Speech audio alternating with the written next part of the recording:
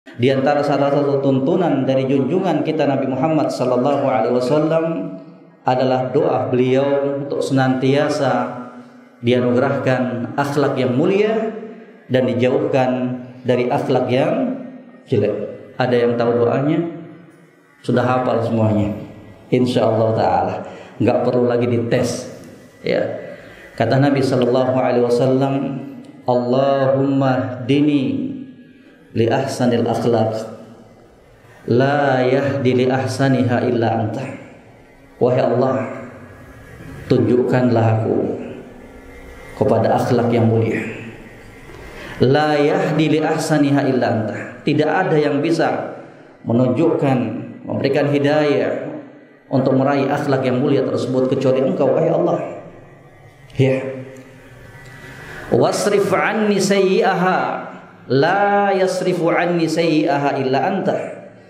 Dan palingkan aku, jauhkan aku dari akhlak yang jelek, dan tidak ada yang bisa memalingkan dan menjauhkan akhlak yang jelek itu, wahai Allah, dariku kecuali Engkau.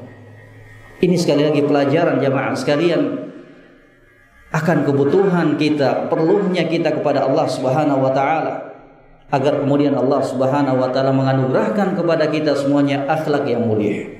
Sudah hafalkan semuanya? Ya. Sudah hafal? Angkat tangannya yang sudah hafal. Ada yang sudah hafal? Masya Allah. Coba diulangi.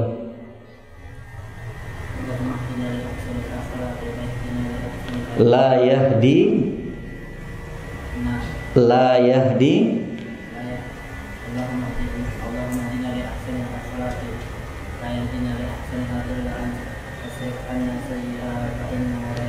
yasrif anni sayyi'aha illa. Masya Allah.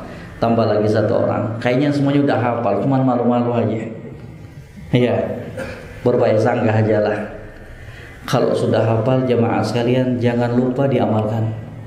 Baca tuh, baca. Ya, baca. Kalau belum hafal, hafalkan sekarang ini. Ya Nabi kita yang sudah disifatkan oleh Allah Rabbul Alamin di dalam Al-Quranul Karim, wa innaka la'ala khuluqin azim, dan engkau wahai Muhammad sallallahu alaihi wasallam berada di atas akhlak yang mulia.